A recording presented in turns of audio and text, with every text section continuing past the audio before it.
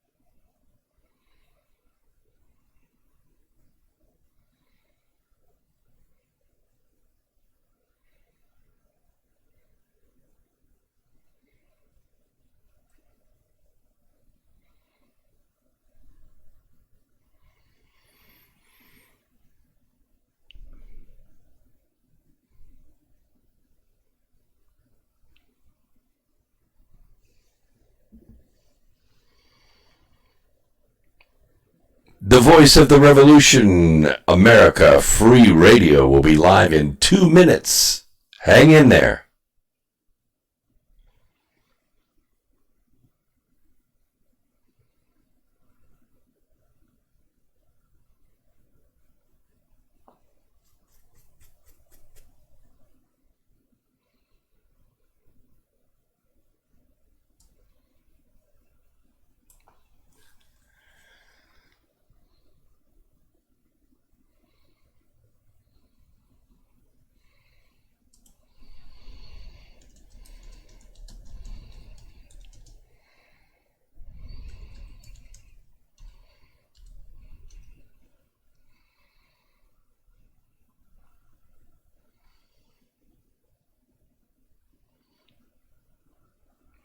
One minute to showtime.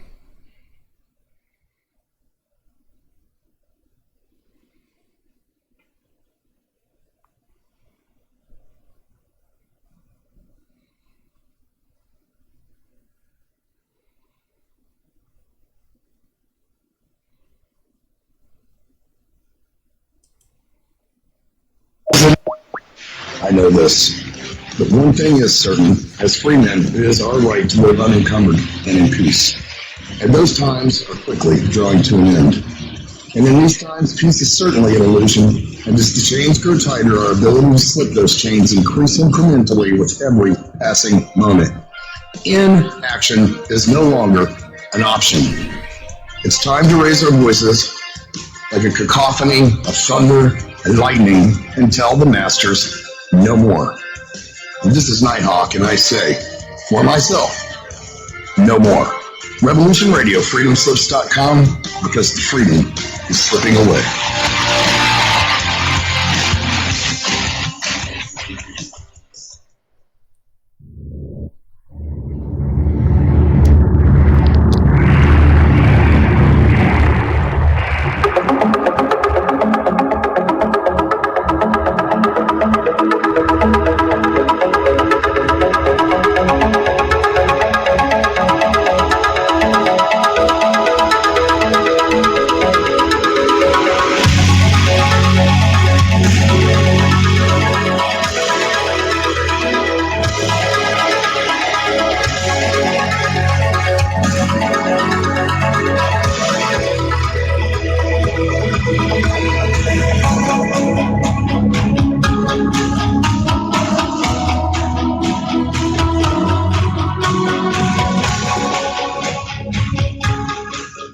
And greetings, Earth Explorers. Welcome to X Squared Radio, coming to you live on the America Free Radio studios from the Revolution Radio on freedomslips.com. Too much going on today. Sorry about that. This is where the past meets the future, and here the results are always positive. We might go a little past your imagination, but have no fear. You will be safely traveling with us. Welcome, everyone, on Revolution Radio Network. Please visit them. They're the #1 listener-supported network on the web, and you can support them with a regular contribution as a patron at revolutionradio.com. Also want to welcome everybody in the YouTube chat room. I will try to monitor that as best I can. It flows pretty fast. I have a moderator in there to help you out if you need any questions answered. Somebody put in the chat room earlier, how could Trump let that happen? I don't really know what they were talking about. Maybe they can be clear, but I could just tell you that, sometimes the left, the Global Syndicate wants to trick Trump into taking federal action, which would divide America, and that's not what he's about. He's a uniter, pulling America together, always talking about uniting America. It is only the Global Syndicate that wants to divide America away, and we're about supporting America and supporting the revolution against the Global Syndicate. Hence, we are on Revolution Radio, and this is the voice of the revolution. So welcome, everyone. So glad that you're here. Let's go ahead and get started. We have a lot of news to go through. Starting off tonight, we're going to talk a little bit about human population, because Raz says, just came in from listening to the wind in the pines. I think we should trade places, Raz. You take the program, and I'll go listen to the wind in the pines. I love walking in the woods when the wind is blowing through the pine needles, especially when it's snowing. That is really revitalizing, no doubt about it. No doubt about it. And Festus, what are you talking about? Happy holidays. There's no holidays. I mean, Labor Day is coming up, but that's what really starts the campaigning, really starts the election years is Labor Day. Yeah, 10 likes before you've even said a word. That's what I'm talking about. That's what we're talking about. Half Q, welcome. Good to see you out there.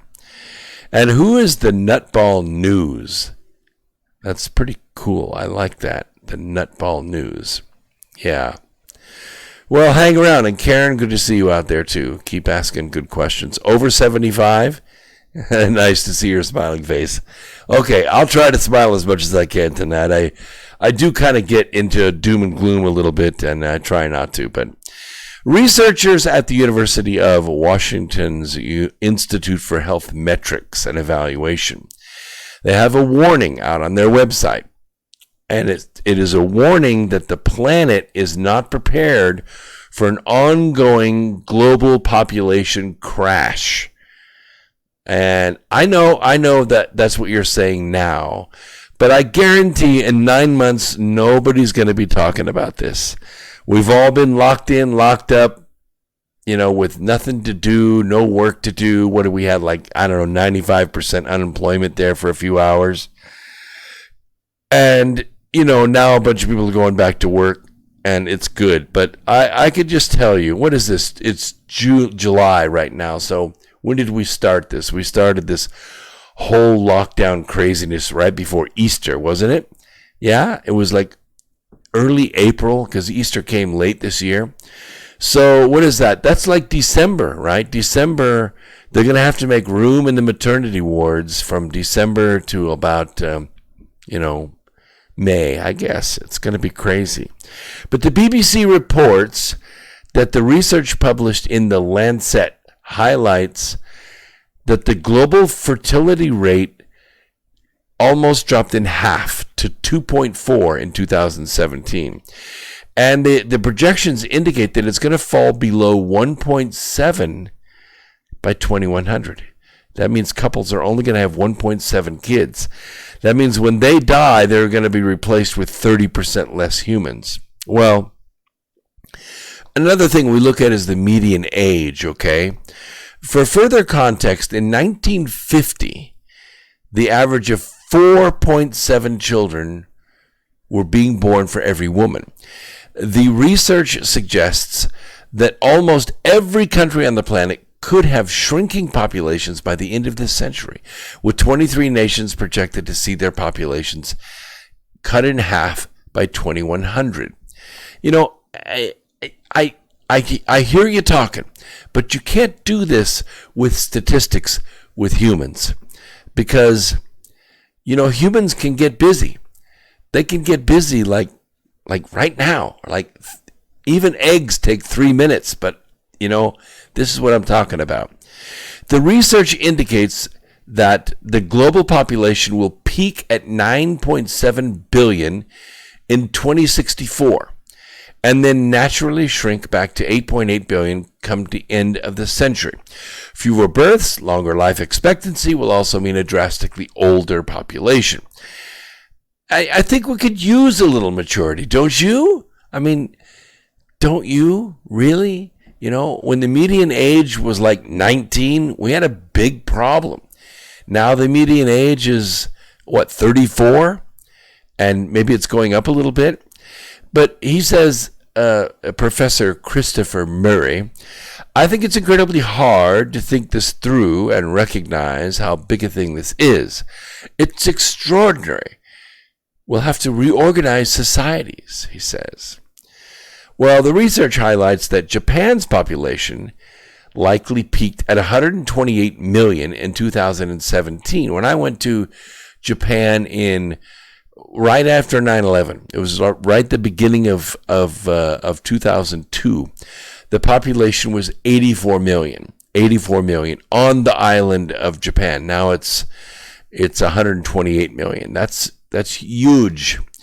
But they say it's going to fall below 53 million by 2100. In addition, Italy's population is expected to crash from 61 million to 28 million in the same time period.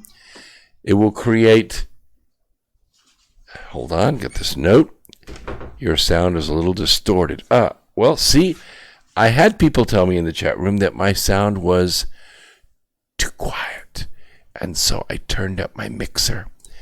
So now what I'm going to do is I'm going to turn this down. You see, turn that down.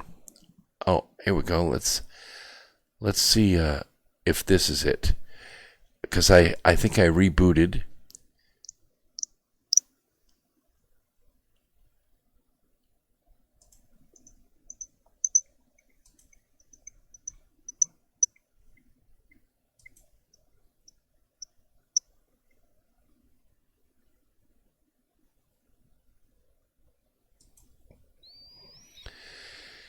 Okay, let's try this, chat room.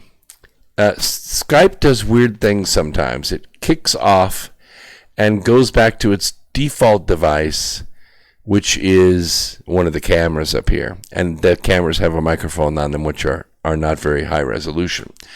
I, of course, have this highly trained broadcast host microphone in front of me, so it should be using this. But just want to make sure that, and you can let me know in the chat room if this sounds better. Let me make sure. Oh, let's try that. Yes, that's the USB audio. Okay. Now we'll see if we have the highly trained broadcast host sound. You can indicate yes, nod up and down, say yes, better, that's better. Okay, thank you, Festus. Thank you very much. Sorry about that. It's just something that Skype is really buggy about, and I apologize for that. But thank you for letting me know. I get these notes from my staff. This is going to create enormous social change, and this is what happens when academics think too hard. They don't get out of the house very much. They don't get out and see things happening out in society. And so they don't see people, having a sex life and they just stay in academia. They don't realize that Earth's population can change very quickly. A generation is actually about 20 to 25 years. So if you have an event happen, and populations have a tendency to do this when they're under stress, or when there's not enough food, or when the weather is bad, when everything is great and everybody's working and everybody's making lots of money, things are on the grow like it was in the 50s after World War II. You had a boom. You had a baby boom. I'm the last of the boomers. So maybe people born in maybe 56 or 57, but 55ers, we were at the peak of the boom, or the latter part of the peak of the boom. So families had 4 or 5 kids. I had 4 kids, and that was considered a very large family, in the 90s. So I know all my kids were born in June, so it makes birthdays very easy. What is this? Academics come up with one voila moment, write a book, and the galaxy is understood. That's very true, Eric. These PhDs, they know a lot about very little, just a little tiny sliver. And I stayed in colleges long enough in my life, both teaching and as a student, to realize they'll give almost anybody a PhD if they hang around long enough and pay enough money. And you just have to keep writing that thesis and writing until the proctor says, yeah, it's good enough. They put the stamp on it. You get your ISBN and off you go. What is that? Yes. Preface staff with most wonderful when you can. Yes, most wonderful, perfect staff with perfect handwriting. You see that? Yeah.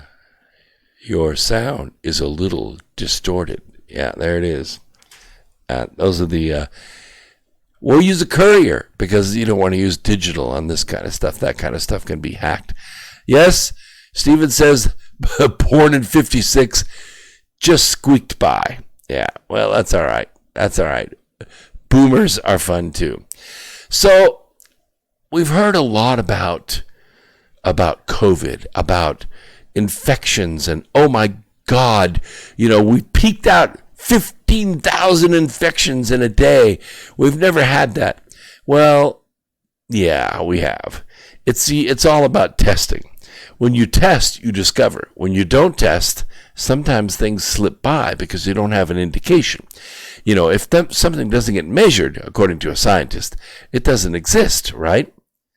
I'm not saying that, if a tree falls in the forest, doesn't make a sound if no one's there to hear it.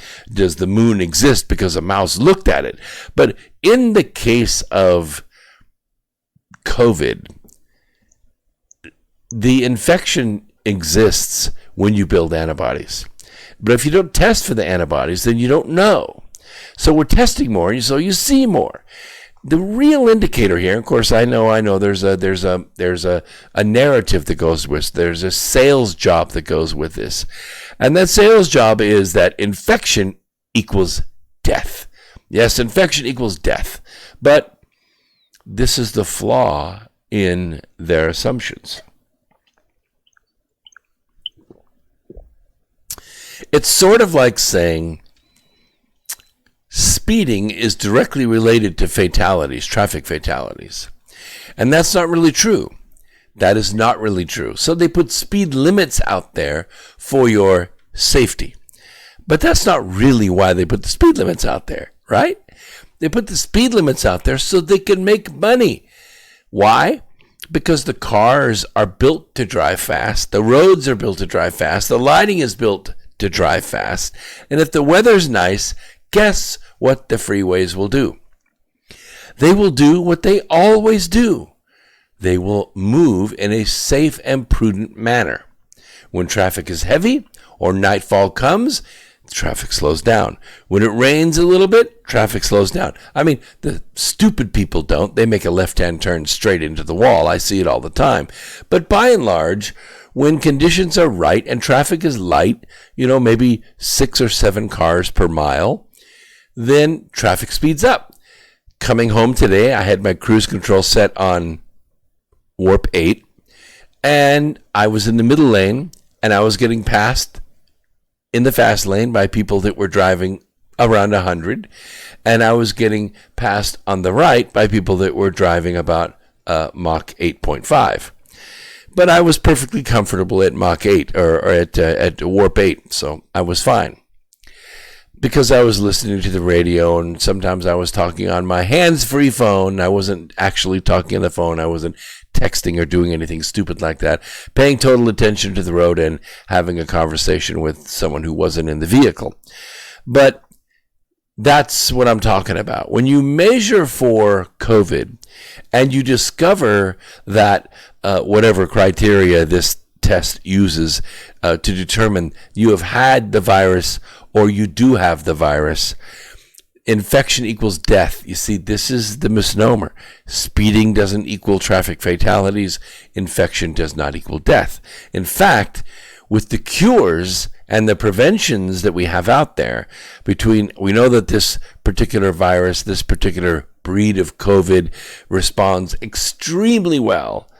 Better than anything I've ever seen before. I've had the flu a few times in my life. It's no fun, but it never responded to anything except chicken soup, staying home, and sweating it out. This stuff, though, when I had it, responded very well to vitamin C.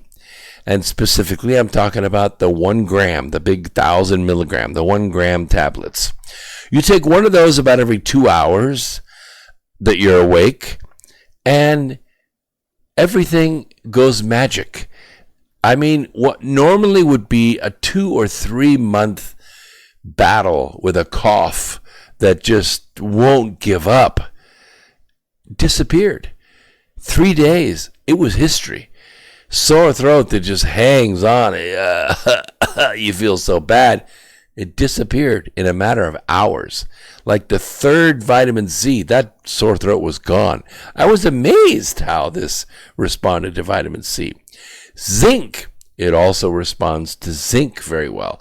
Zinc prepares the cells for entry of a drug called hydroxychloroquine. Hydroxychloroquine has been used for half a century to treat malaria. It's also been used to treat lupus. It is a fantastic anti-inflammatory drug. It doesn't cure malaria, but it does make the symptoms subside. Same thing with lupus. There's not supposed to be a cure for lupus, but it will make the inflammation in the chest cavity subside. People that suffer with lupus know what I'm talking about. And people have been taking it by the tens of millions for a long time. It's been prescribed to pregnant women, to people with diabetes, to overweight people, to people with heart problems. And it's been prescribed as a last-ditch effort because people had said their goodbyes. They had signed their wills. They had said, and you will get the car, and you can have my cabin. I mean, that's when you're near the end, right? You're near the end. You're in ICU. They're getting ready to jam a tube down your throat and put you in a coma to try to save your lifetime. And they prescribe the HCQ. Not days, hours. Hours. That virus has its ass kicked. Oh, yeah. The next day, struggling through the night, but the next day, that patient's fever is gone, the flu is gone, the symptoms subside, and within 72 hours, you sound like somebody that had the flu 2 months ago. You're back on your feet and going. And all around the world, this alien has been licked, okay? Everybody knows how to beat it. It's like Independence Day. Tell everybody how to shoot these sons of bitches down. You remember that line from the movie? That was it. I mean, remember a War of the Worlds when all the aliens got sick? Because guess what we have on our side? Viruses! We have bacteria on our side. And there's a rumor going around. We've been repeatedly told by health experts to demonstrate the effectiveness of hydroxychloroquine and other meds prescribed with it. We need strict clinical trials. These are studies where some patients receive medication and some do not. Can you imagine that? Having a patient and giving them a placebo. You know, placebos, they can work. They can. I double up on my placebos all the time, and I see results sometimes. But for many healthcare providers, this is a kind of noxious thought.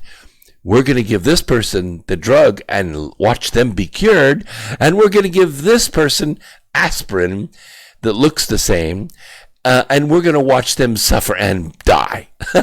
You know, for the study. You know, you signed the papers to be part of our trial. I mean, how do you ethically deny a potential treatment to an eligible patient to conduct a stupid study? The so-called double-blind studies described above are the preferred method advocated by Dr. Falsey. You know who Dr. Falsey is, don't you?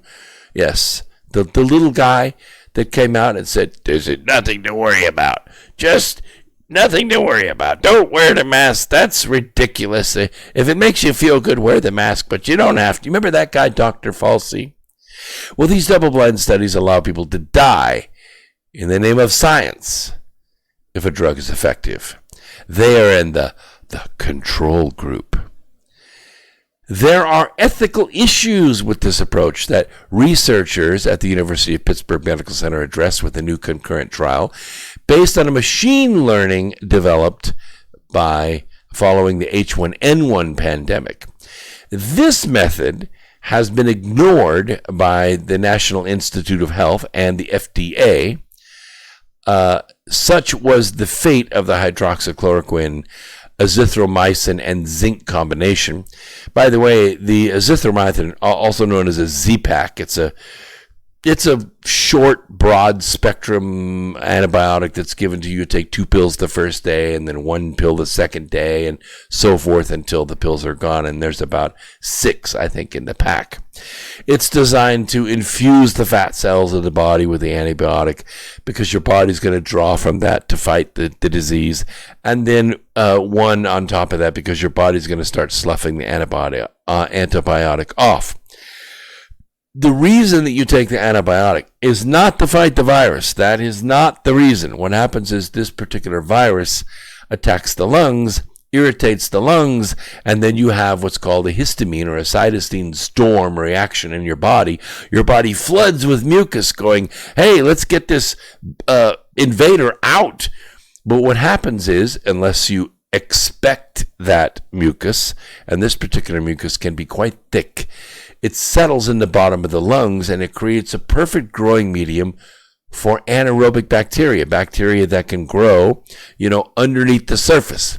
If it's in the presence of oxygen, like up close to the top where your liquid is, it won't grow because oxygen inhibits its growth. But if it gets deep enough, it can grow down here in the bottom. And one of those bacteria is one that you probably have in your body right now, but doesn't grow because you can have plenty of oxygen in your lungs, and that is pneumococci.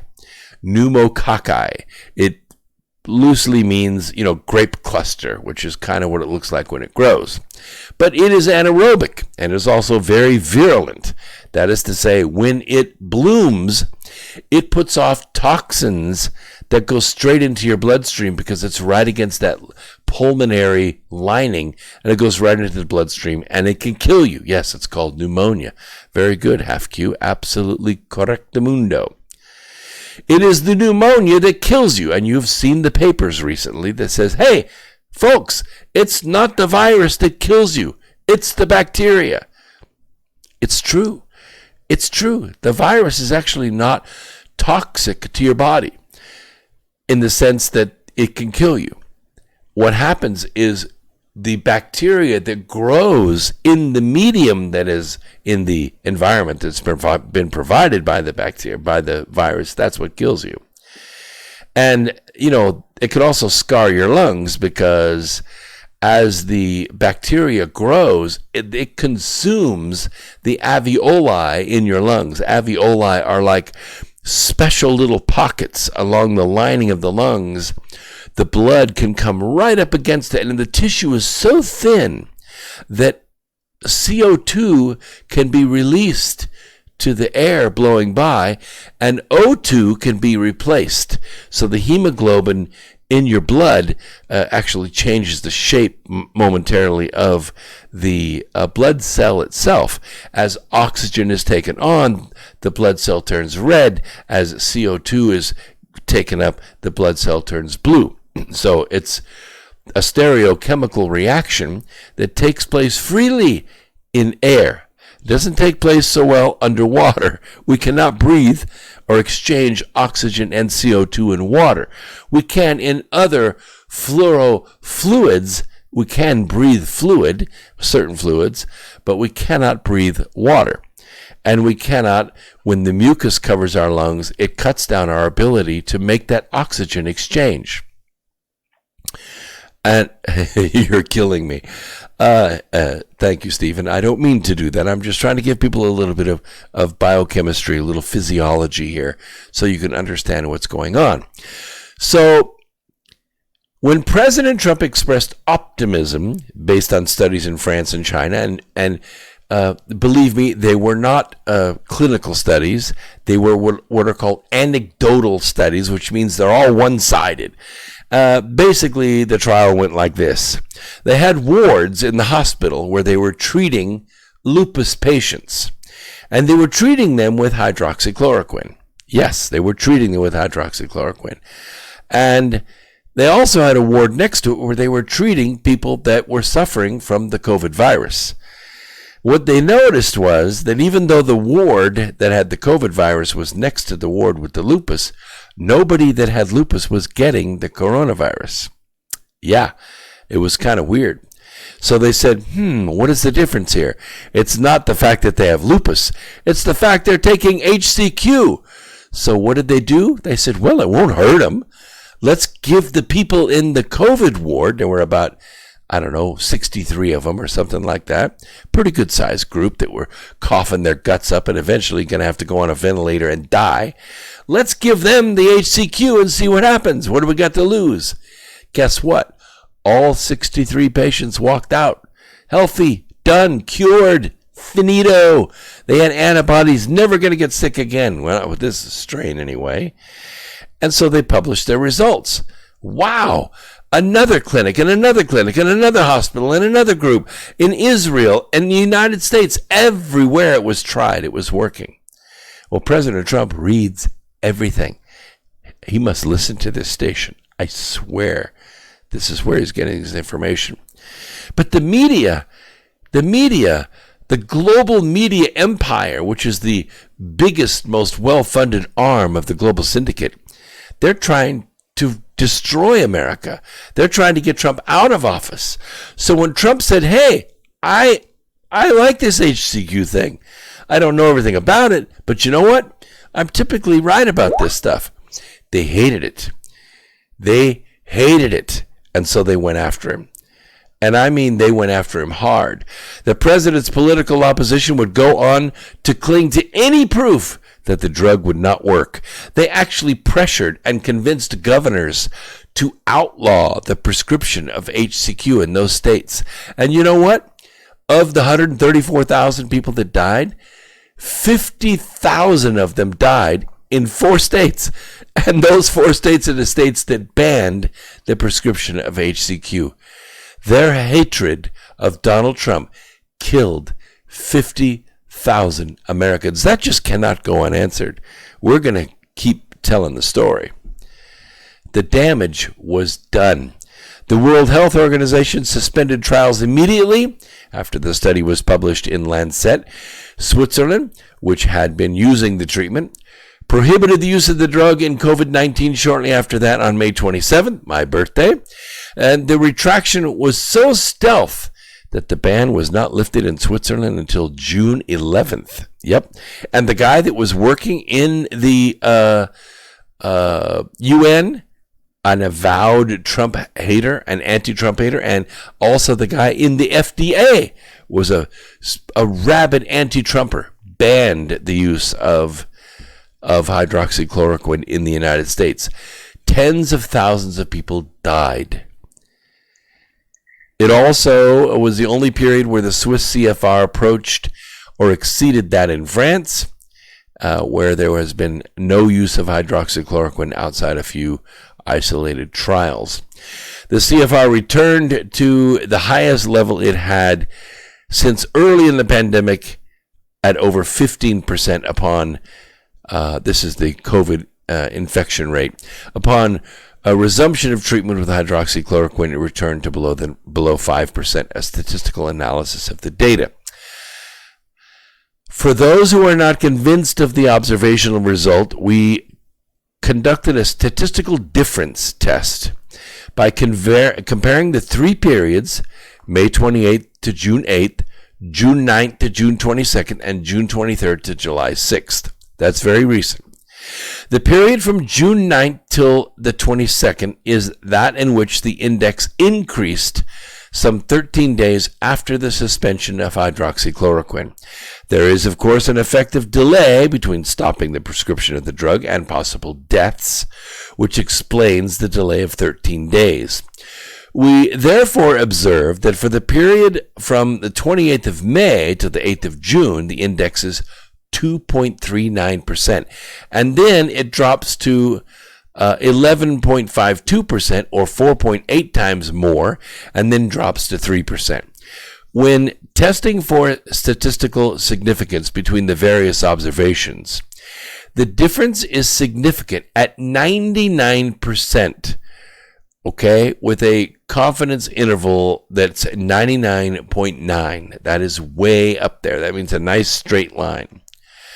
For those who have forgotten statistics, a probability value of 0.05 or less indicates statistical significance. If a graph is not convincing, a confidence interval of 99% in a statistical analysis based on full population data should be.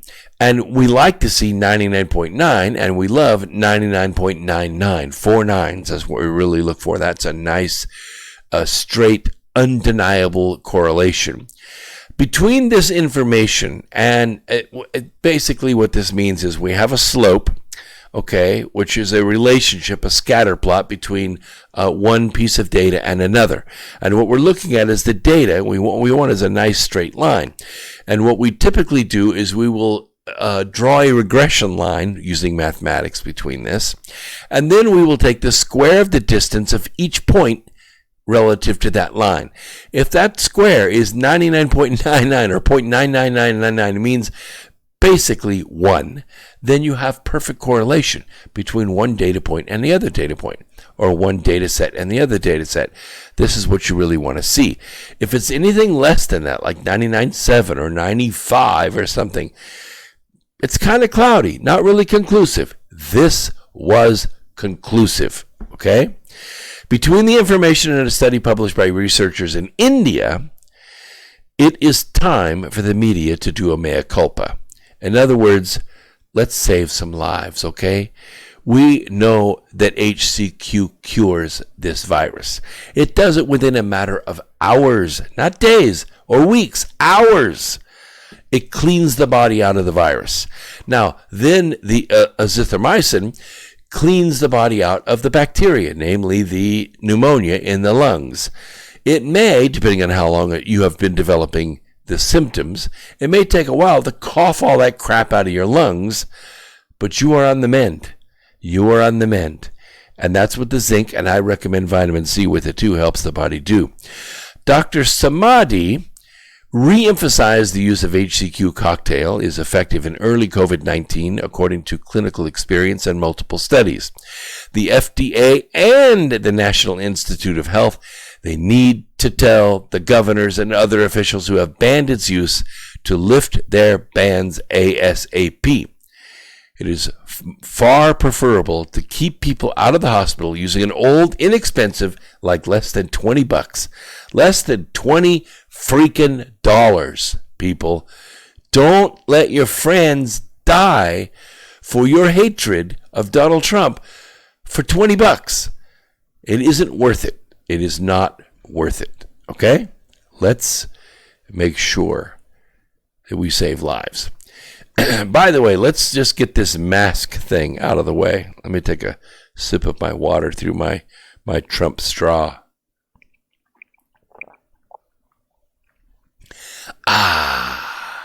That's what I'm talking about. According to the Americans with Disabilities Act, I don't have a disability. I got a little touch of asthma that bothers me every now and then if I don't smoke enough cigars. But there are people out there that have handicaps. They need wheelchair ramps. They need 36-inch doorways. They need handicap-accessible bathrooms. Those of you that own businesses, you know exactly what I'm talking about. You don't comply to the ADA, you have a serious problem. You can't grandfather that stuff in either. You have to remodel your bathrooms to be able to work with people in a wheelchair or on crutches. But according to the ADA, no business may deny you service because you refuse to wear a mask. Yeah, and guess what? The violation is punishable by a $75,000 federal fine per case. Yes. The ADA, number one, requires reasonable accommodation to anyone who cannot wear a mask due to a medical condition. And you can say, I have a medical condition. You know, me, I need all the oxygen I can get. I like 99% blood oxygen. This is good. But I have been known, because I get kind of, active sometimes, in the gym or whatever, I've been known to let it drop down to 94 or 93. This makes the nurse practitioners really nervous. They say, dude, you need to use some albuterol or something. Open up those airways, drink a cup of coffee. That's a vasodilator, caffeine is. Open those lungs up. Let's get some oxygen in those lungs. A mask cuts that down. That's not what we like to see. If you wear a mask, your oxygen content can drop down to about 88%.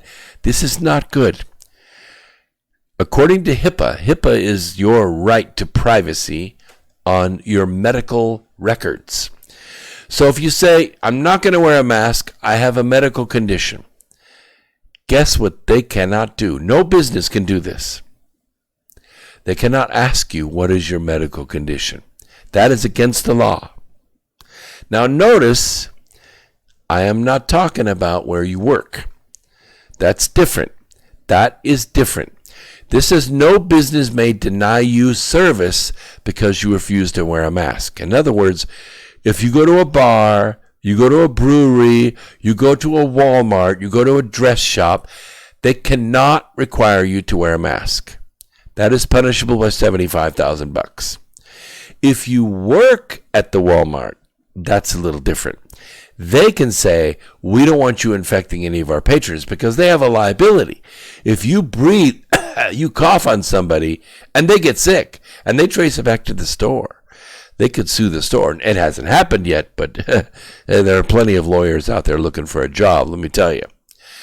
So they can require you to wear a mask if you are an employee there, but they can't require you to wear a mask on the street.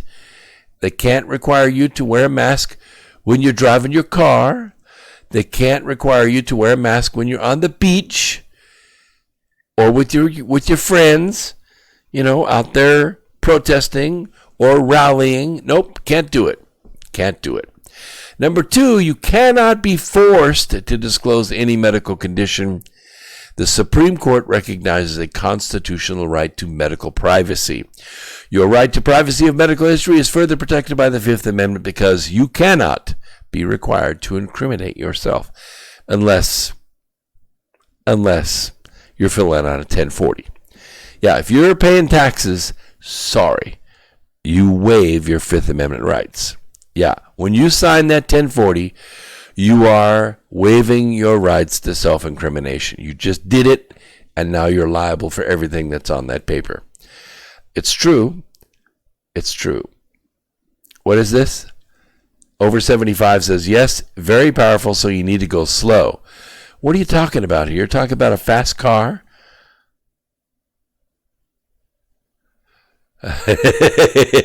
Alan says somebody just called TFR, Truth Frequency Radio, which is the other network that I'm on before this network, asking to speak with me. Unfortunately, here on the Revolution Radio Network, this is not a call-in program. I may add it. If you keep asking for it in the chat room, I may add a phone line so that you can call me on this program and we can discuss things. But for now, it's just the chat room in YouTube. So you can go to my YouTube channel at Brooks Agnew. And by the way, if you follow me on social media, it will treat, cure, and prevent the disease of ignorance. So please do that. And you can put your questions in here. What is this? Use carrier oils like olive oil to cut oregano oil. Yeah, I could do that. You could dip your bread in a good extra virgin olive oil and some oregano. It's pretty good. I like that. It's kind of bland, but it does help you get that, sourdough bread down your neck. I do appreciate that. Festus says, I'm talking about internally. Are you talking about externally? No. I mean, you could put olive oil externally, but that's a little kinky. I prefer the olive oil internally. Sometimes I cook using it. It's not highly recommended because you can't really heat up or fry with olive oil for long periods because it can go rancid pretty quickly and make you sick. But you can put it on cooked food. You can cook a steak in it, stuff like that. It doesn't burn like butter does. But yeah. What is this? Boo had a bunch of questions for Brooks, but Lucky told him to call another time. Hey, that's fine. You could come here in the chat room and put the questions in here. I'll try my best to answer them. Yes. What about HIPAA? I did mention HIPAA. I said that. Okay, we're good. Oregano oil. Yeah, I wouldn't do the oregano oil externally. I would try just regular cologne externally, or maybe, dry oil made for such things. But yeah, coconut or olive oil is made for consumption, I think. I think you would smell a little weird if you rubbed olive oil on your skin. Try swimming competition with a mask on. Yeah, I think liberals could do that. Yeah, go ahead. You Democrats, put your mask on, go for a swim. I don't recommend it. We need all of you around here. We need all your ideas. We need you to keep us in check. Otherwise, everybody go. Ed Dames is the remote viewer. Dr. Doom, we call him. Ed Dames claimed 20 drops of oregano oil in a gallon of water. That's all you drink for a few days, and it cures all ling infections, like ginger myself. I like ginger myself. Yeah, we've done that before. We've done the lemonade and maple syrup and, anti-parasite oil in it and some maple flavoring. And that's all you drink for a week. And it's supposed to, I don't know where, all the stuff comes from. You know what I'm saying? I mean, you're just doing lemonade for like 5 days, and yet all this waste comes out. Like, where does it come from? And I'll tell you, man, on that 6th or 7th day, you want a cheeseburger so bad. Yeah, if you worked at Walmart, they'd have dead peasant insurance on you, and when you die, they collect $1 million on your death. Really? I don't know. I've got family members that work at Walmart. Good organization. Yeah, my daughter's worked there almost 10 years. She makes decent salary. They give her stock. She has insurance. It's not bad. It's just not a bad organization. They treat their people pretty well. Oh, oregano oil on the bottom of your feet kills any germs in your body. That's interesting, Carol. I haven't tried that. I like, to get my feet a pedicure. I like them. Yeah. First time I went, my friend said, you need to go get a pedicure. I said, get out of here. That's, I'm not doing that. I'm a man. Well, I went one time. Wow. It was great. My feet felt wonderful for like 6 months. Now I do it rain or shine every 6 months. Definitely. pedicure, highly recommended. Healthy feet is the cure to happiness. So what is the corona source? Where did it come from? Well, that's a good question. I'm glad you asked. In 2013, a woman named Zheng Li Shi, she's known as the Batwoman, and her team from the Wuhan Institute of Virology were asked to investigate the virus profile of a mine shaft in Yunnan province after 6 miners contracted pneumonia with symptoms similar to severe acute respiratory syndrome, otherwise known as SARS. SARS was going around back then. Bad flu. Oof. Rough. Let me just put this in parentheses right here. See, these are parentheses.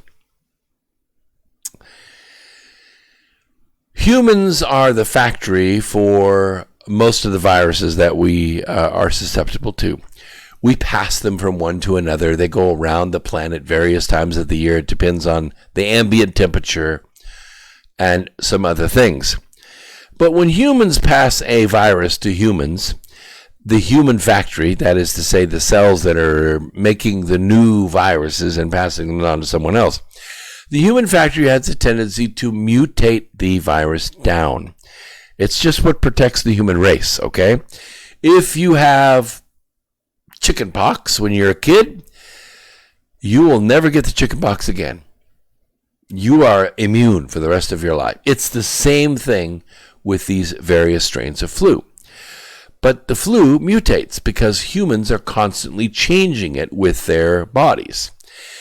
Typically what happens is the flu mutates down. It becomes less and less virulent as time goes on. That's why the flu season ends, because not just herd immunity, but each time that flu is replicated by a human and expected or passed along to the next human, odds are it's going to be less virulent because the probability is there. You're doing a lot of protein generation here, a lot, like millions and millions of times, big macromolecules, these big proteins, unfolding and refolding and unfolding and refolding up. And that tends to cause a probability of mutation because it's just a molecule. When viruses are passed from other species to humans, bats, pigs, sheep, chickens, geese, rats, when it passes from other species to humans, it can be very virulent, especially first generation. Because then what's going to happen is the human is going to pass it on to another human. And that's what happened. So after sampling the mine shaft for a year, the researchers identified a diverse group of bat coronaviruses, one of which was designated RABT-CoV 4991. Yep. Don't worry, that's not going to be on the exam at the end of this program. I'm not going to put it in I'm not going to link that. That's crazy. You don't need that. And anyway, they partially sequenced as a 440 base pair fragment targeting the RNA-dependent RNA polymerase gene, RDRP. Now, despite being unique enough to be considered a new strain and associated with a human SARS-like outbreak as a potential pandemic pathogen, therefore, this new 4991 disappeared from the scientific literature. That is, until 2020, 7 years later. The COVID-19 pandemic triggered an intensive search for the origin of the coronavirus responsible. In the February 3rd, 2020 Nature article, scientists from the Wuhan Institute of Virology, led by Zheng Li Shi is a she is a she. I mean, she, S-H-I, is a she, S-H-E, okay? The Batwoman. stated that the coronavirus RAT-G13, isolated from bats in Yunnan province, China, showed a 96.2% sequence identity with the SARS-CoV-2, and therefore RAT-G13 is the closest, quote, relative, forming a distinct lineage from other coronaviruses and supporting China's claim that SARS-CoV-2 is naturally occurring. A month later, on March 17th, 2020, the article, The Proximal Origin of the COVID-2, we're talking about CoV-2, which is really COVID-19, widely cited by scientists and the media supporting the conclusion that RAT-G13 is the COVID-2 or the CoV-2 closest relative, which likely jumped from the bats to humans in the Wuhan seafood market. It is important to note that Ian Lipkin, one of the authors of The Proximal Origin of CoV-2, the article supporting China's claim that the CoV-2 is a naturally occurring, received a medal. He actually received an honor from the Chinese government in January of 2020. Well, it didn't take long for doubts to appear about the validity of the RAT-G13 argument or even its existence in the first place. We have now learned that the RAT-G13 existed only on paper. They didn't get it from a bat. The RAT-G13 and RABT-CoV-4991, guess what? They're the same virus. The entire RAT-G13 genome was first uploaded to the National Institutes of Health GenBank on January 27, 2020, and updated on March 24, 2020. In those filings, there is, guess what? Zero mention of the 4991. Yet, in a Chinese virus database dated March 7, 2020, in the source code, RAT-G13 and the 4991 are listed as being the same virus. It's a lie. It means the Chinese knew early on that RAT-G13 was not a unique coronavirus. It was merely a duplicate of the 4991, and they kept that fact secret. China had long implied that the RAT-G13 was only discovered in 2020 after the onset of the pandemic via a search of its coronavirus database. The claim was echoed by Peter Daszak, president of the Eco Health Alliance and longtime collaborator of the Wuhan Institute of Virology. He quotes, I quote, "We found the closest relative to the current SARS-CoV-2 in a bat in China in 2013. We sequenced a bit of the genome and then it went in the freezer because it didn't look like the SARS," close quote. Now comes yet another stunning revelation. It wasn't in the freezer. Nope. According to the new information, Chinese scientists experimented with the RAT-G13 during 2017 and 2018. The evidence clearly shows that not only did China lie in a major way about the origin of COVID-19, but that it is, without question, due to a man-made virus. China lied, and people died. And that's what Donald Trump knows. That's why you see the look on his face when he talks about the CCP virus. We're going to take a quick break. We'll come back right after this. Don't go away. More X Squared Radio coming at you on the Revolution Radio Network on freedomslips.com. Be right back after this.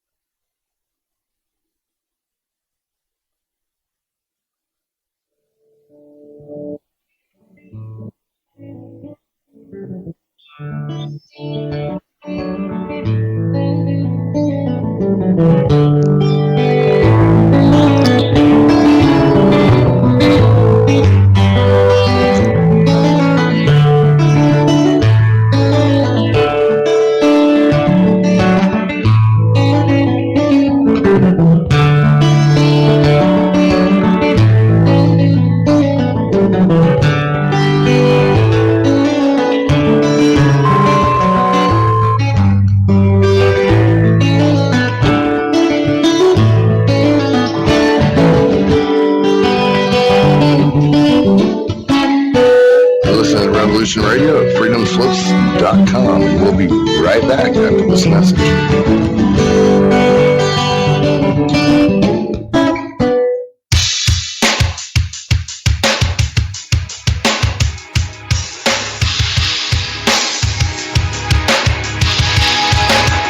Enter into a world unseen on Raven Star's Witching Hour. You will encounter eclectic topics from the realm of spirit brought into our matrix of truth. With your host, the Solaris Blue Raven. Solaris will bring you an array of unique guests covering topics from ghostly spirits to amazing anomalies, covert technology, UFOs, and shadowy global events. And that's right here at Revolution Radio, freedomslips.com, Saturdays, midnight till 2 a.m. Eastern Time. Revolution Radio, where information never sleeps. Let the magic rise.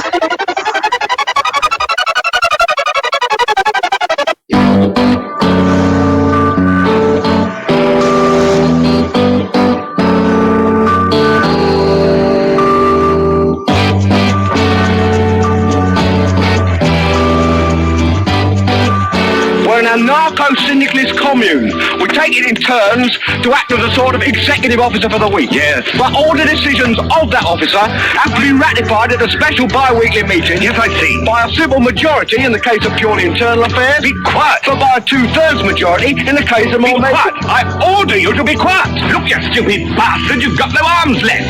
Yes, I have. Look!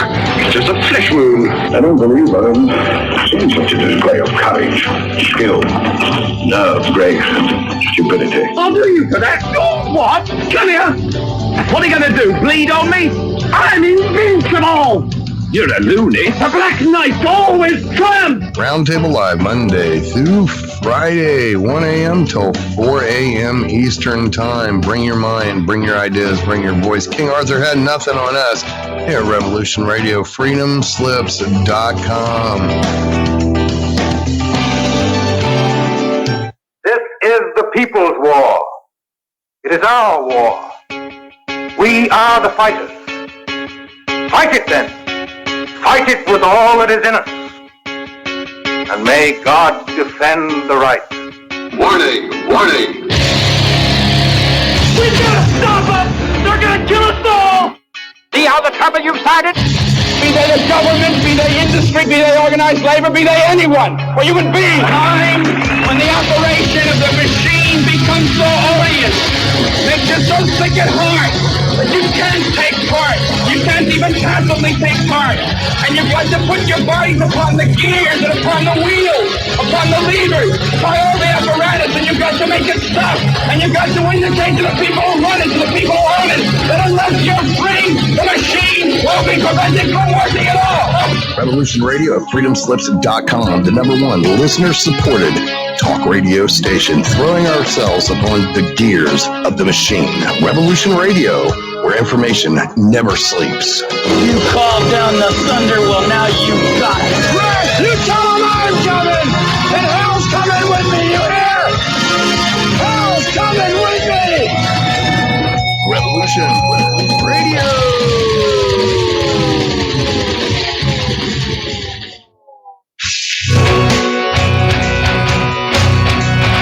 All right, thanks for listening while we took that short break here at Revolution Radio, freedomslips.com. And now we're going to get back to your host.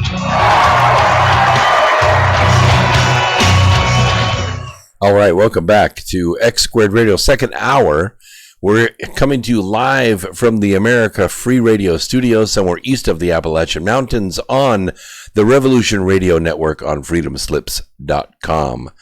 So glad you could join us here on audio and also on YouTube live right now. And there's a chat room full of people, and I'm trying to keep up with the questions that they're asking. I don't know what the acoustic bumper music is. Maybe the producer will tell me in the chat room or in the Skype chat, and I'll pass that along to you. If not, I'll find out for you next week. Yes, there is rain happening in China. As you know, not just record rains, but steady rains. And the thing is, there's the Three Gorge Dam. The Three Gorge Dam is the biggest dam in the world. It has accumulated so much water behind it in one place that it is actually making planet Earth wobble. because there's that much weight in one place outside of an ocean. Now, I think like over 100 dams have already given way. A lot of them are earthen dams in China. This has caused unchecked flooding. I mean, houses, 4-story houses just being swept off of their foundations. And this is going on as we speak. The Three Gorge Dam, evidently they're dumping as much water as they can through the dam. And if it continues to rain, it's already 6 feet over flood stage. If it continues to rain and that dam fails, it is going to flood a significant amount of China, and it will be a decade before they recover from it. And I've discussed this before about the symbiotic relationship between humans and Earth. I studied this significantly when we were writing the Arc of Millions of Years series. And you can get that. It's still in Kindle, and a couple of the books are even in audio. If you go to my website, brooksagnew.com, and let's see. He says, Nighthawk put that music together. Hang on, that text is very small, very far away. Nighthawk, who is the founder of Revolution Radio and freedomslips.com, put that together. He says, I tend to think it was he playing, but I have to find out for sure. It's something he wrote. Mike Ringley. Most likely he wrote it, that is. Mike Ringley is the author of that music. So there, you asked the question. I asked of the Mr. Producer, and he sent that along. So appreciate that very much. Thank you for listening in. In ancient times, what happened was, apparently, the race of mankind on the earth would reach various zeniths. That is to say, periods where they had significant amount of population. And the way the ancient record was, it would say that when the more part of the people chose wickedness, then cometh destruction. This is what the scriptures and the records would say. So if they, got into child sacrifice and calf worshiping and all kinds, manner of debauchery, then it would seem as though the earth would rise up in some kind of cataclysm. Sometimes it would be, the passing of a comet, or it would be a volcano or an earthquake or a tidal wave of some kind, or a plague. But somehow Earth would rise up and spank the human race down to a few tribes, and they would start over. When the more part of the people chose righteousness, a term which means in a state of repentance, in a state of constant self-improvement, then the earth would release its bounty. Crops would grow, weather would be favorable, childbirth would be great, flocks and herds would prosper. I know, it's largely, Joe versus the volcano kind of spooky stuff, but so it goes. Thousands and thousands of years of records.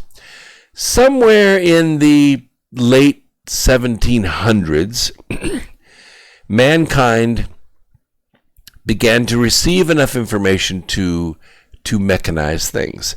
We built steamships. We, in the early 1800s, began to experiment with piston engines, steam engines, locomotives, railroads, and then we entered a period of industrial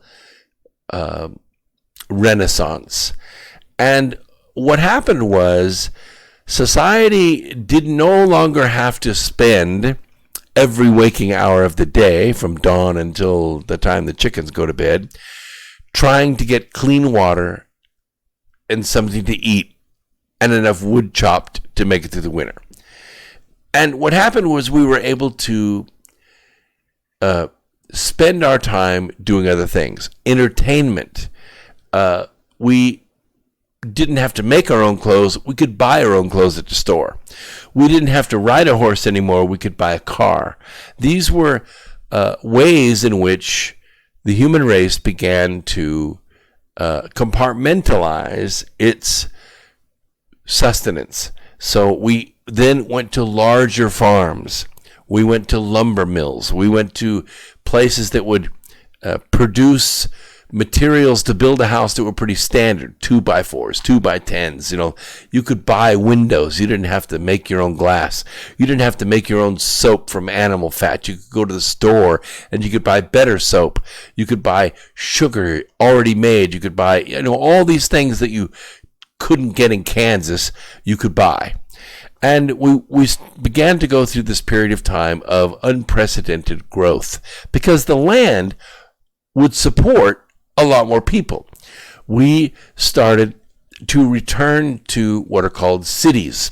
We had them in ancient times in Rome and all that, but they were more or less supported by subservient or slave suppliers that their armies had conquered, and that would feed those resources to the city. The city didn't really have its own farms. It had farmers that baked bread and brought it to the city daily so the city dwellers could eat it.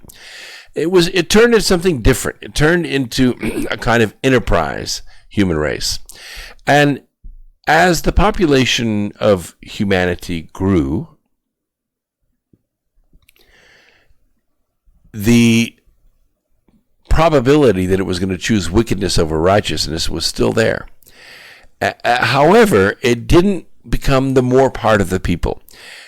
What happened was we had wickedness and we went to war, and people that go to war fill their hearts with hatred and against the other side.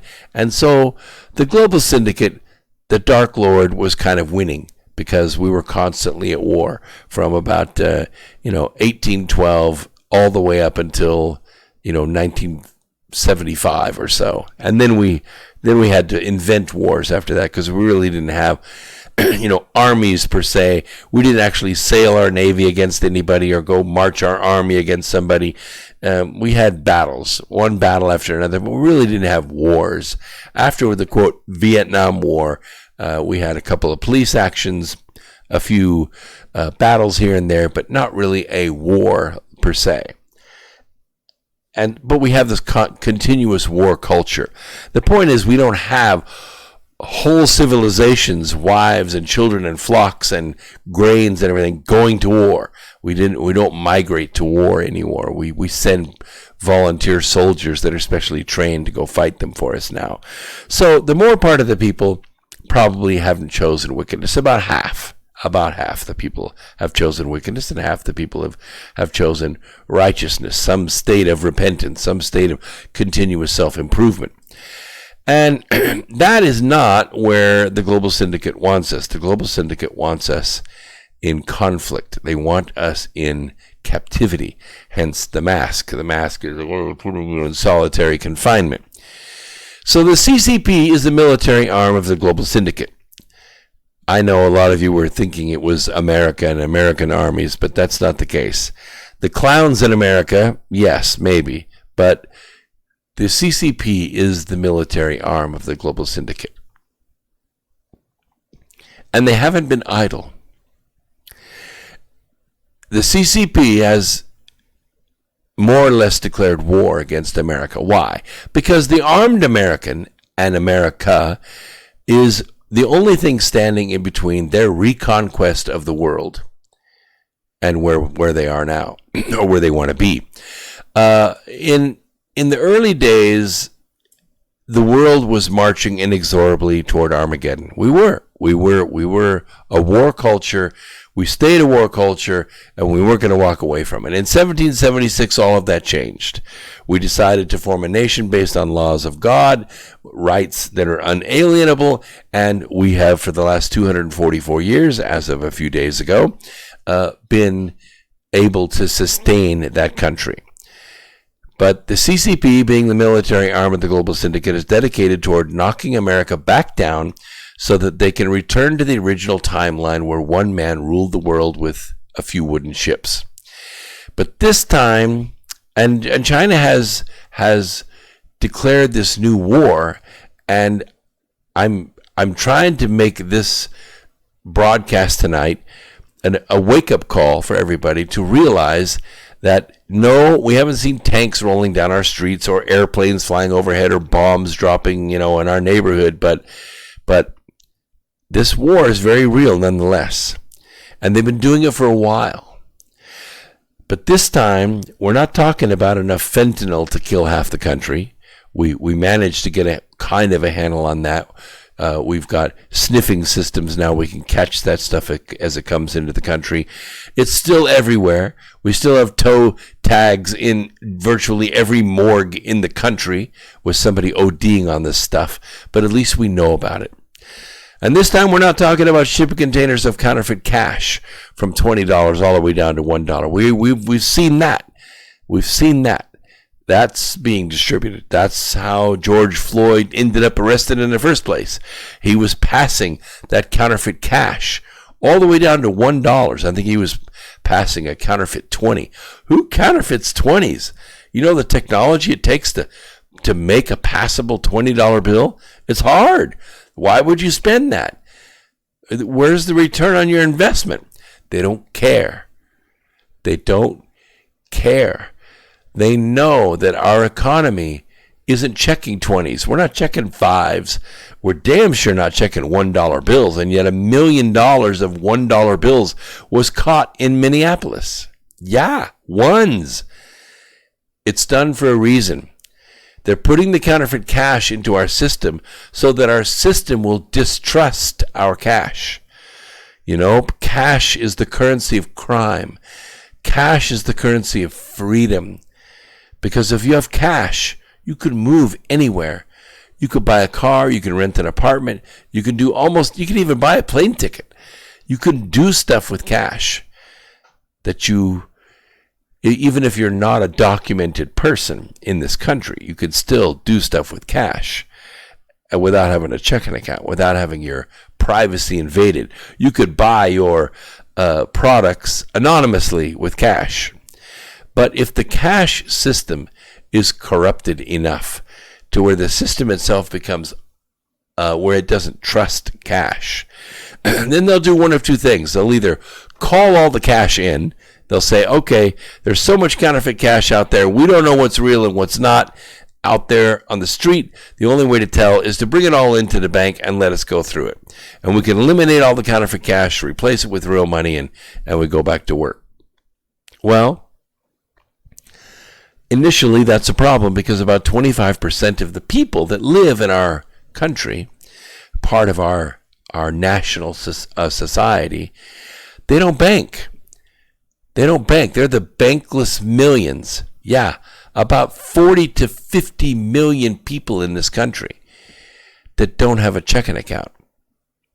They don't want a checking account. They can't get a checking account. They don't belong here. They're citizens of a foreign country.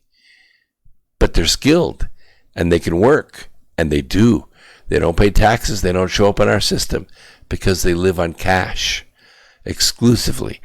Now, lots of people like cash, but they don't have to live on it exclusively. You go to a concert or something or a swap meet, you take cash. You don't want to be swiping your card at a swap meet and have your identity stolen. You take cash. That way you can bargain and you can buy things, T-shirts and hats and, record albums or whatever, CDs. I don't even know if they have CDs anymore. I think they're obsolete, but you know what I'm talking about. If you have cash, cash is king. And I recommend if you do have cash that 25% of that cash is in the form of metal, gold or silver. Silver is about $20 an ounce now, pretty affordable by anybody. You could buy 10-ounce bar for $215, $220. But guess what? It's $215 or $220 regardless of what cash does. That silver bar is your insurance policy against corrupted cash and against inflation. Now, it is a storage metal, so I'm warning you, don't go buy a bunch of silver if you have to have the cash to pay your bills. That doesn't work. I'm talking about cash on hand, the stuff in your cigar box, the stuff under your pillow, the stuff in those jars in your yard. That's not safe. It rots. It's unsafe. Turn it into metal and then it is safe. Then it doesn't matter what cash does. It doesn't matter what the dollar does relative to the Bitcoin or the euro or whatever, or gold, because the metal never changes value. The dollar changes value, but not the metal. So 25% of your cash on hand, make sure it's metal. Yes, we were lied to. Jerry makes a very good point. We were lied to. Jerry also has a talk radio program out there too.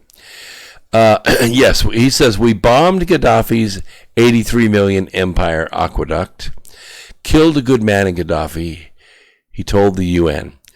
I think Gaddafi changed over time. He was a Libyan for Libyans. If you were Libyan, you could get free education, you could get health care, you could get subsidized housing, because the country was making money off its oil. It realized that that value needed to be passed on to Libyans. The problem was that in Libya, there were immigrants, because Libya did not have a border wall. And so Jordanians and Somalis and, all these other people were coming into Libya, and guess what they wanted?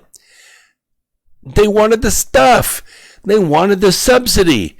And Gaddafi said, nope, you can't have it. It's only for Libyans. Libya for Libyans. Libya first. Huh? Sound familiar? Well, the trouble is that didn't sit too well with the people that wanted some stuff too, and so they started rioting. We know all about that, don't we? People wanted reparations. They wanted part of that money, and Gaddafi wasn't giving it up. And so they started conflict. It was a riot here and there, a little thing, but then what happens is the police system gets overwhelmed, the military steps in to back up the police, and now you have a conflict that shows up on CNN. Well, Hillary Clinton saw a great opportunity here. She'd been wanting to get rid of Gaddafi for a while, so in 2011, she convinced the UN to allow her to send our jets in there, and we spanked the crap out of Libya. We beat their military up on the streets. We strafed them, we bombed them, we shot missiles at them from airplanes. We beat them back because the freedom fighters, all the immigrants that were over there trying to get the stuff, they were all of a sudden now freedom fighters. And she allowed them to run Gaddafi into the streets and shoot him in the face like a dog. We came, we saw, he died. Remember that? Remember when she said that? I can't even laugh like her. I don't want to because I might throw up. But the point is, Gaddafi was dead. And Libya immediately fell into chaos. All these warlords and factions were scrambling to get the oil, get the gold, get whatever they get their hands on, drive their goats into the palace, so to speak. Libya fell.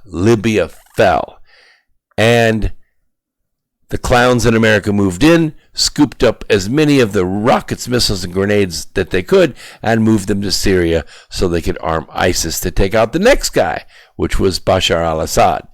Didn't go very far. Why? See, Libya didn't have an ally. Libya was fighting this on their own. And they were doing fine until Hillary Clinton sent our jets in. Then Libya wasn't doing fine. But that doesn't happen in Syria. You know why? Because Syria has an ally in Russia. Russia's been a Syrian ally for a long time. And the Russians stepped in and said, you're not bringing your military in here. We will fight ISIS. And they did. And the Russians took no prisoners. And, well, the rest is Middle Eastern history, but I don't want to go into all that. The point is that the Global Syndicate was using everything they could to try to take the world back over again. So this time we're not talking about cyber attacks either. That we've already been through. We're still fighting that. We're fighting it at this very moment with Huawei and TikTok and all these cyber attacks that are going on. TikTok, yeah, imagine that. Kids, they love the videos. TikTok, it's so cool, Daddy, I want to sign up. Don't let your kids sign up on TikTok. Don't retweet anything with TikTok in it. If you do, you're going to be part of the casualties. Yes, there are some pretty good deals on Boeing stock recently. Any takers? I wouldn't throw Boeing stock out of bed. Boeing is one of the strongest companies in history, and they're doing great things, and they will weather this. I'm not telling you to buy stock. I don't own Boeing stock. I just don't. I own other stocks, and they're doing quite well. My stocks are up 400% this year. I'm very pleased with the way my stocks have gone. Now, we're also not talking about just spying. We've already done that. We're still fighting that. We're not talking about stealing tech secrets this time. Nope, still doing that. Giving the money to the universities, moving their spies in there, taking the secrets back to China. Still doing that. We're not even talking about bribery of elected officials. That is ongoing. That's happening right now in California. We have seen Adolf Newsom, $1 billion worth of money laundering to the Chinese and back. He definitely wants this country to fall to China. He's working his hardest to make that happen. He's a traitor. But no, not this time. That's not what we're talking about. This time, what we're talking about is U.S. Customs and Border Protection. They have officers, and they have recently intercepted and seized a shipment of, not drugs, not cash, not people, weapons. A shipment of disguised weapons parts that originated in communist China and was destined for Melbourne, Florida. Keep in mind, this is only the one that was caught. There were lots more. In Louisiana, in New York, in Long Beach, in Seattle, and Portland. The seizure, which occurred on May 22nd, blew the lid on a communist Chinese plot to arm Antifa and Black Lives Matter terrorists with firearms as part of an overthrow operation aimed at collapsing the United States. Not drugs, not cash, not people, not cyber threats, not secrets, weapons. Real weapons. This is where the war kind of gets escalated. We're talking about real war now. Real war. Real bullets. Not rubber bullets. Not yelling. Not punching people. Not slipping drugs into the city water supply. Nope. More than 10,000 assault weapons parts were reportedly found hidden inside a parcel containing 100 steel pin samples, which are commonly used by smugglers trying to traffic in contraband undetected. Why? Because it doesn't show up in the flora scans. When they check these shipping containers, they see the steel pins, the pin samples. These are they're pins used for various things, making molds. We use steel pins to clamp the molds in place for these big presses. It's a common thing. Drill rods, all that kind of stuff made in China. Well, they hid the serial releases and the other receiver parts in these steel pins so they couldn't be detected. Keep in mind, this is only 10,000. Only 10,000 found in Florida. Guaranteed there are millions of them. Millions. Obama's OFA, Organization for Action, they have over 52,000 paid activists running all over this country. And those activists train revolutionaries on the street. So one activist can train 100. This is the way it's done. This is the way it's done. One trains 10, 10 trains 100, so one is training 100. This is the way it's done. They train them to shoot. They train them to convert these normal AR-15s into full automatic weapons. Once you have a full automatic weapon and you have the ammo, you are now a formidable fighting force. Way overpowering the police. Way overpowering the police. All you need is direction. All you need is a commander then. And this is what's happening. Especially if you keep people off the streets, keep them locked behind masks, keep them in fear, then your little army can move around where it needs to move. According to Thomas Mann, the port director at Louisville, where the contraband was actually intercepted, Chinese smugglers knew what they were doing in trying to disguise the weapons parts in order to avoid detection. The importing of any type of munitions is regulated by the Alcohol, Tobacco, and Firearms. ATF refers to the Bureau of Alcohol, Tobacco, Firearms, and now Explosives. So it's the BATFE. This smuggler was knowingly trying to avoid detection. However, our officers remain vigilant, ensuring our community is safe. That is a lot of salesmanship there. They caught this one. I promise you, 100 got through. 100 got through. They may even let one get caught in order for 99 to get through. And they're making it to their destinations. By the way, speaking of guns, did you know that much of America is currently sold out of them? Yeah.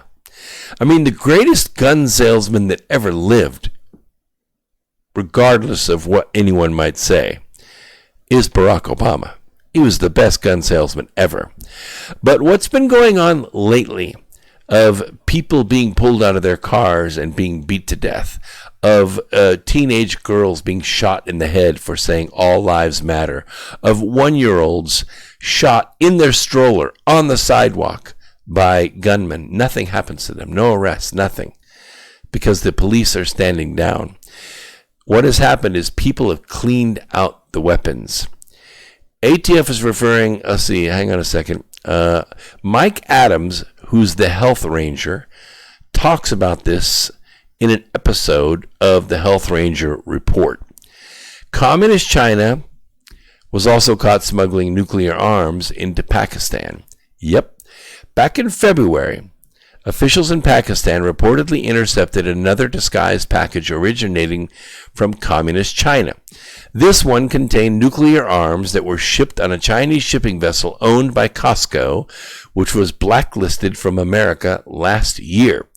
Now, if you read the book Charm a Favor, I'm just doing a little shameless sales job here. If you read the book Charm a Favor, and hundreds of you have in the last few days, you already know about this bomb plot. You already know about China and Pakistan, right? I wrote this book in 2017. All of this is prophetic. All this happened before Q ever started seriously posting. So, I'm not saying I have any special sources, but I have an ability to see. And maybe that's why you listen to this program, because you come here to get this kind of information so that you can be prepared. The interception occurred thanks to a tip-off that came from Americans who were reading Charm a Favor. I'm kidding. I just put that in there. I couldn't help myself. Came from Americans who were monitoring the entire Costco fleet. And these are not government people. It's just people like you and me keeping an eye out, watching the ports every day. What's that ship? What's that ship? Pair of binoculars. Hey, that's a Costco ship. And they alerted them. It is believed to be a front for the Chinese Communist Party, the CCP, and its regime in Beijing. As for the recent interception in Louisville, it only further proves that Black Lives Matter, Antifa, and the George Floyd rioters as a whole are anything but organic. In truth, they are little more than manufactured terrorists being funded and supplied with arms by Communist China as part of a globalist coup against America. I'm a little worried, not a whole lot worried. If they were German parts, I'd be worried. Not because I fear Germany, but because German parts will work, and Chinese parts are crap. Everything China makes is junk. From clothes to jets, everything is junk. But the fact that they're doing it is an act of war. As we reported, corrupt politicians like California Governor Gavin Newsom are also involved. They are helping China to get weapons and other ammunitions here, mostly undetected, so that they can be used in the escalating civil war that some believe is about to boil over into the main street. California Governor Newsom is involved in a $1 trillion money laundering operation with communist China to keep him in power. Keep in mind, California is the 7th largest economy in the world by itself. It controls Google. It controls YouTube, Twitter, Facebook. They are just those 4 companies together are richer than all but the top 4 countries. It's a tremendous amount of power, and they control information. Using the laundered money, Governor Newsom is stockpiling automatic weapons, ammunition, and gold in the underground storage complex at 1616 Capitol Avenue in Sacramento, the East End Complex Building, Block 174. Did you write that down? I'll say it one more time. If you're out there listening to this program and you're on the West Coast and you know somebody who knows somebody who can do something, I'll say it one more time. Governor Newsom is stockpiling automatic weapons, ammunition, and gold in the underground storage complex at 1616 Capitol Avenue in Sacramento, the East End Complex Building, Block 174. Okay? You got to remember this and keep this in mind. No lives matter to the CCP. No lives matter, not even the Chinese.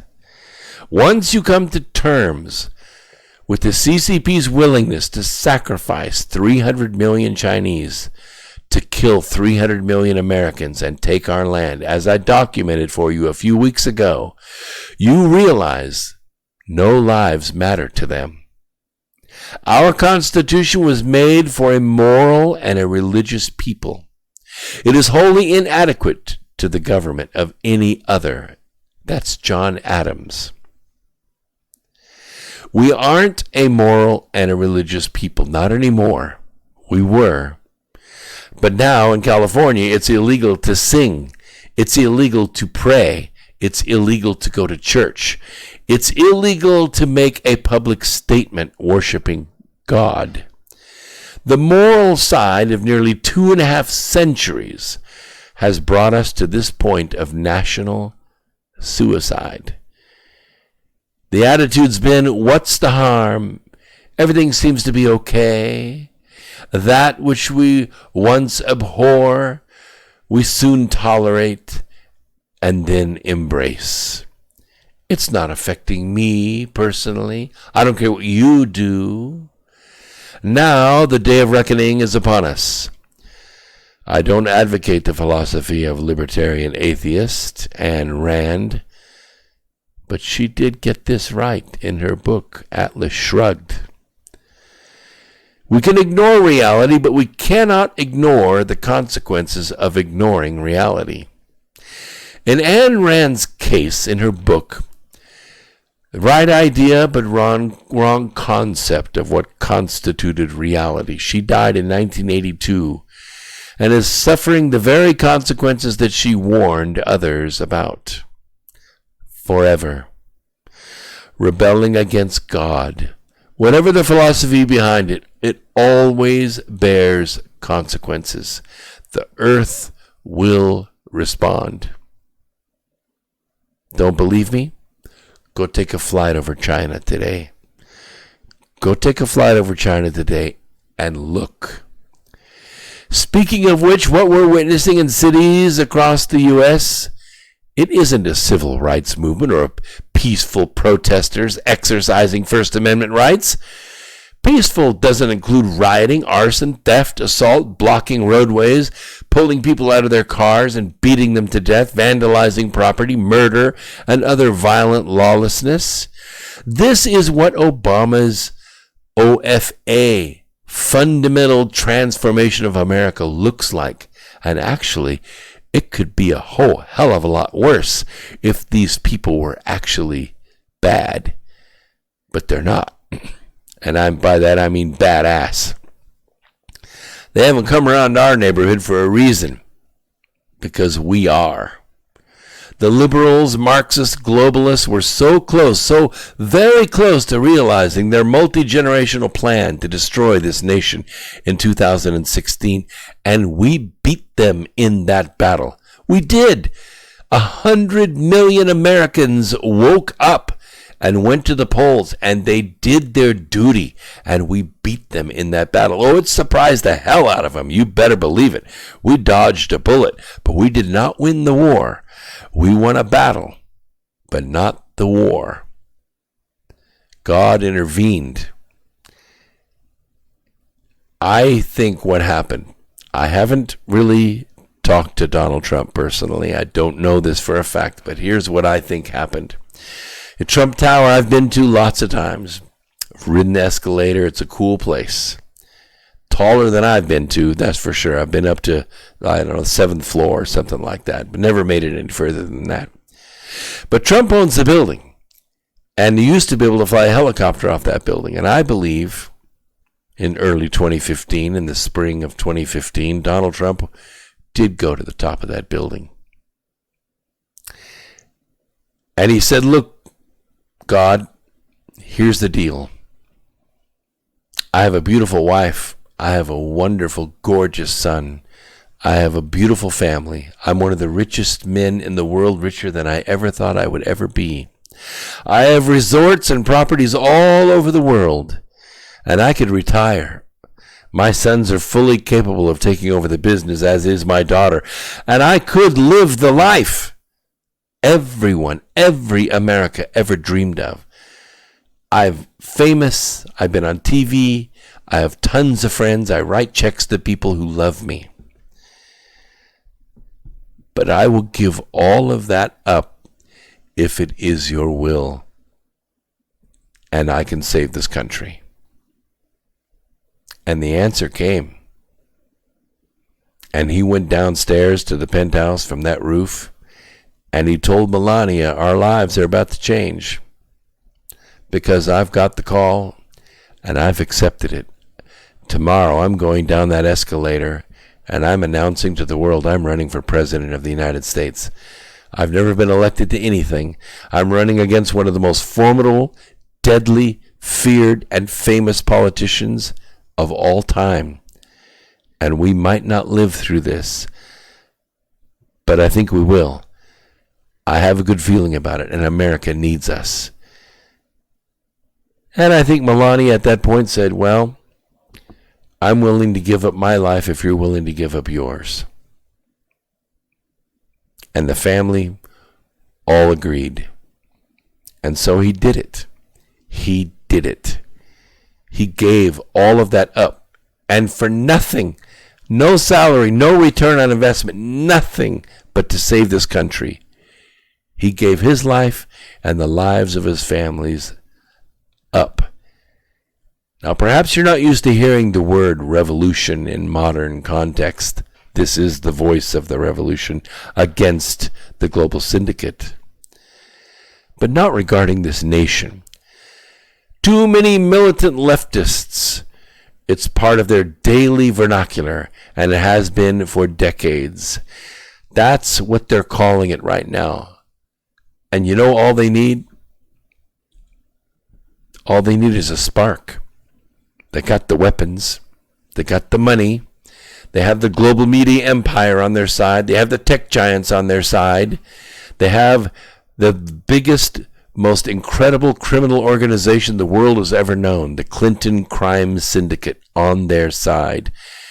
They have counterfeit cash. They have drugs. They have immigrants at a moment's notice can be asked to throw their bodies against the southern wall. They are extremely powerful, and all they need is a spark. George Floyd died horribly in Minneapolis, live on TV, or whatever, what we would consider television. We consider social media TV these days. We all watched it. A cop kneeling on his neck for 8 freaking minutes while people watched what was going on. A black man died in public under a white man's knee. It was a dream that Obama had. It became the catalyst for massaged pent-up rage and fury, and oh, they stoked it. And you put a couple quadrillion reparations dollars behind that, and you really have something fun. Just based on the color of a person's skin, they resegregated this country and put it at war with itself.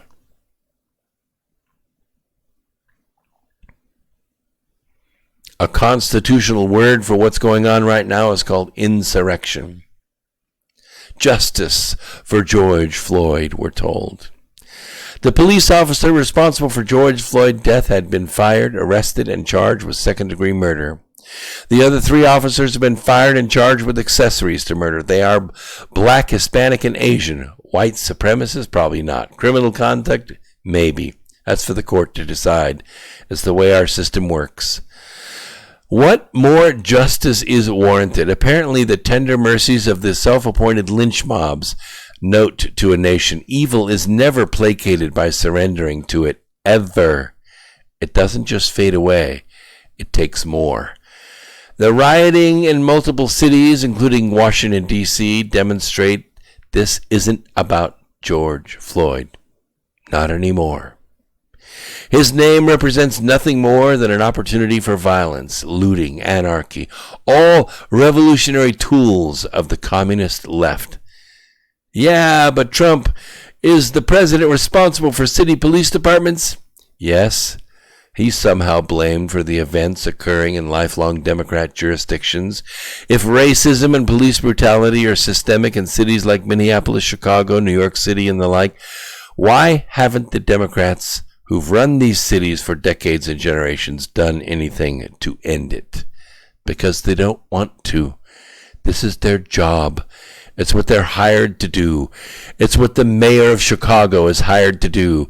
It's what the governor of Oregon is hired to do.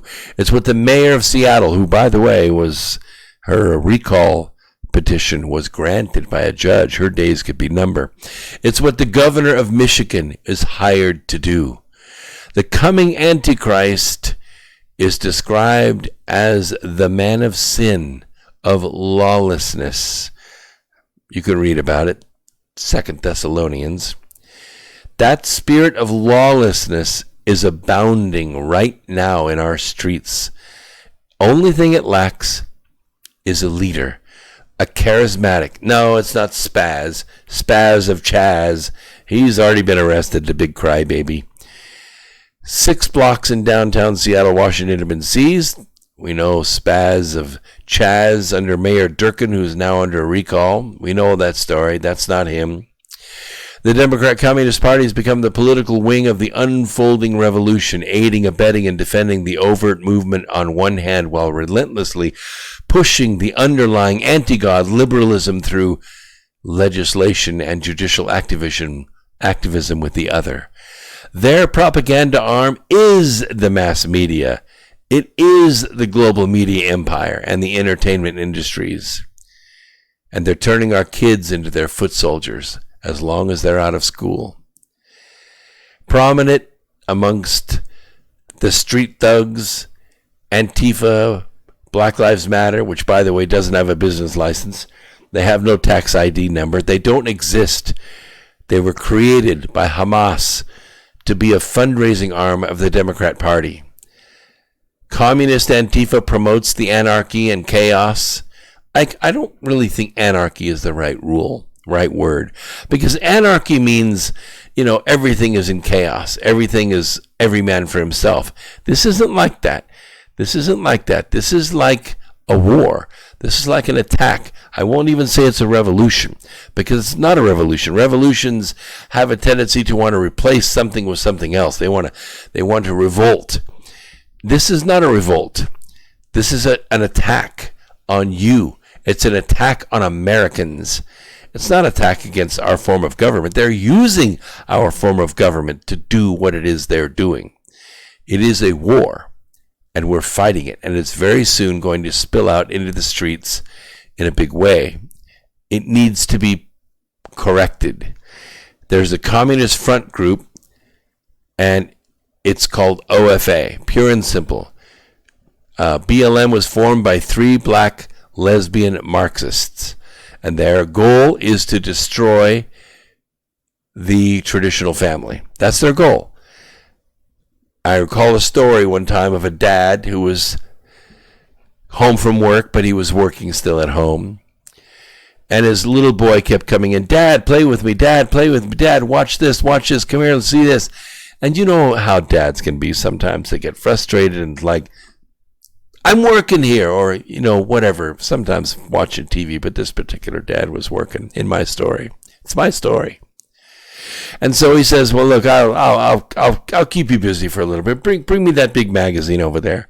So he thumbs through the magazine and he finds an image of a space shot of the Earth, with all the clouds and everything. This will be good. So he carefully tears the page out. He grabs a pair of scissors and he cuts it up into about 40 irregular pieces. And he hands it to his son and says, here, go put this together. It's a puzzle. It's a game. You put this together and bring it back. And so the dad went back to work. Just took that couple of seconds, satisfied his son. His son went off. And lo and behold, in about 3.5 minutes, the son came back and it was all put together. His dad said, wow, that's impressive. 40 different pieces, all these clouds and all that. How did you do that? How'd you put that together? He said, oh, it was easy. Because on the back side of the page was a picture of a home. So I just put the home together and the world fell into place. That's because the home is the core unit of the human society.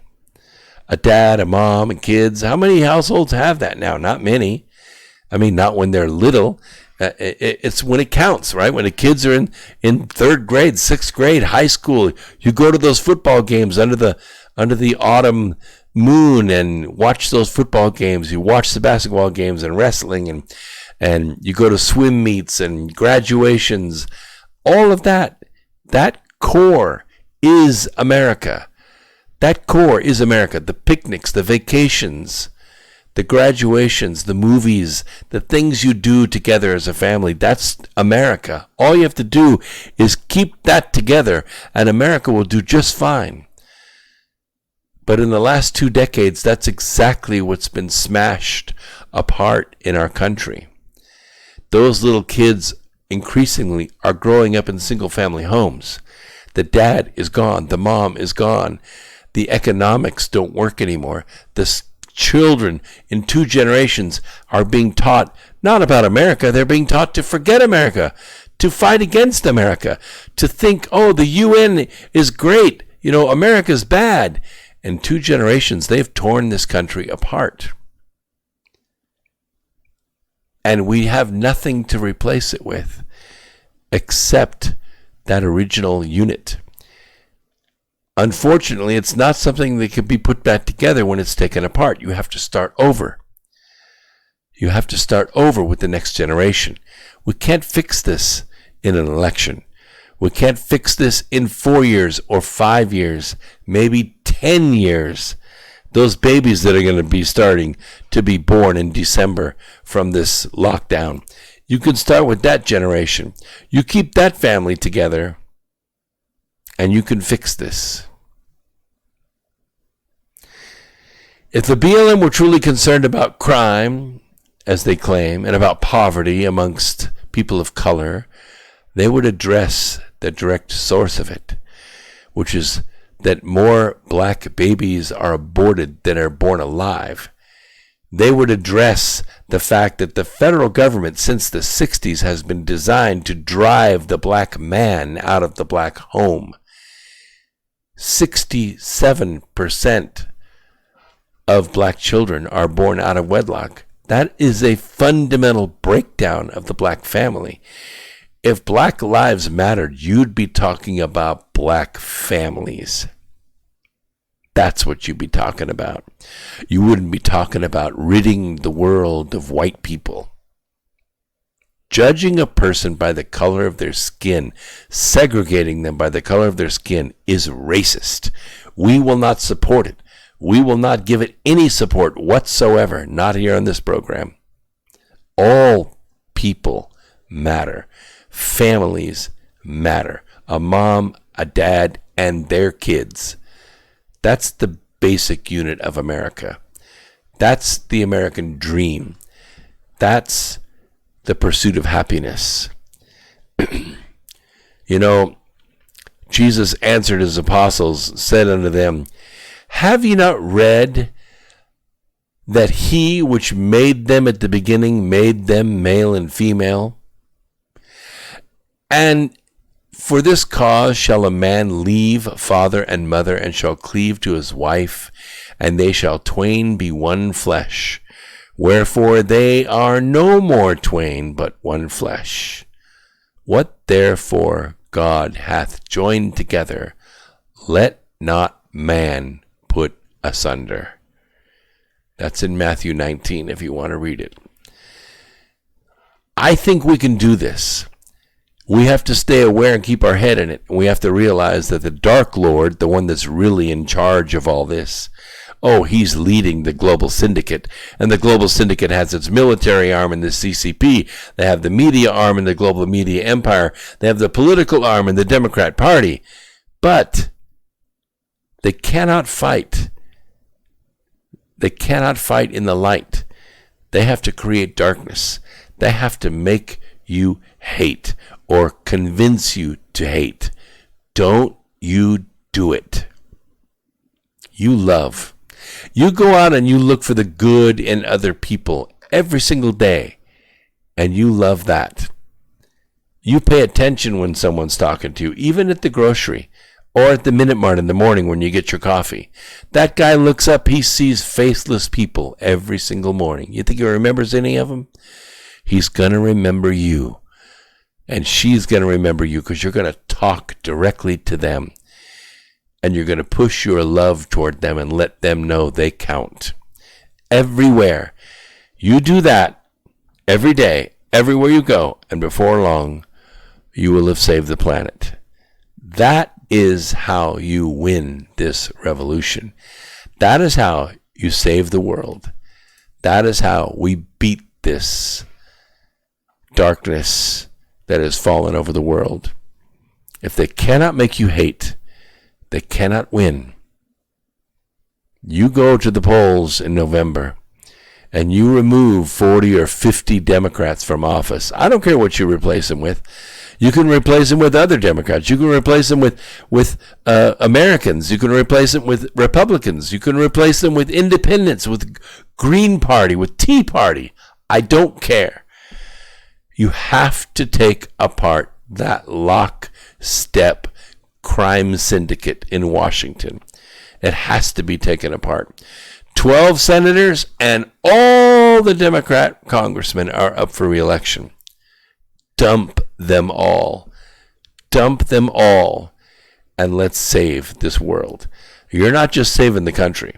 You're not saving the party. You're not making Trump immortal or anything like that. Forget about that.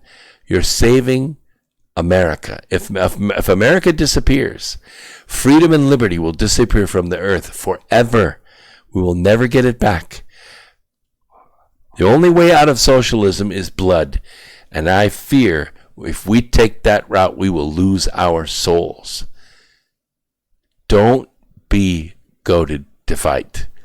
Avoid the fight. You know what happens to Antifa when they're left in the street blocking traffic and there ain't no traffic? Nothing. Nothing. Don't drive through it. Just don't drive through it. Don't pay them any attention. Let them feed on themselves. Let law enforcement take care of it. Don't you take care of it. My name is Brooks Agnew. This is X Squared Radio. We're here every Wednesday and every Sunday at 8 p.m. I just want to say, peace, Earth Explorers. Where we go one, we go all. Do your best. And after that, there's blessings in store for everyone. See you next week right here on X Squared Radio.